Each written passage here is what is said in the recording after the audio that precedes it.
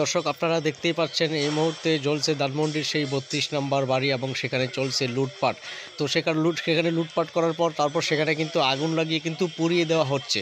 অর্থাৎ এই সেই ৩২ নম্বর বাড়ি, যেই বাড়িতে কিনা শেখ মুজিব এবং তার পরিবার এবং সবাই থাকতো। সেই ঐতিহ্যবাহী বাড়ি এবং সেই ইতিহাসময় বাড়ি কিন্তু আজকে কিন্তু আগুনের গোলায় কিন্তু দেখেন কী অবস্থা, দাউ দাউ করে কিন্তু জ্বলছে আগুন এবং সেখানে আগুন নিভাবার মতো পর্যন্ত একটা মানুষ নেই।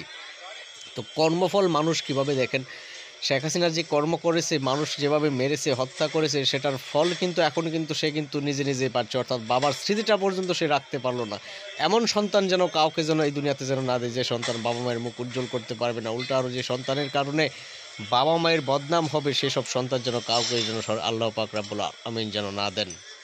তো আপনারা এই মুহূর্তে দেখছেন ধানমন্ডির সেই ৩২ নম্বর বাড়ি, যেটা আসলে জ্বলছে আগুনে। তো আপনারা দেখেন যে কী পরিণত হলো আর কি এই সরকারের আর কি। তো যাই হোক, তো সবাই সুস্থ থাকবেন, ভালো থাকবেন। আসসালামু আলাইকুম।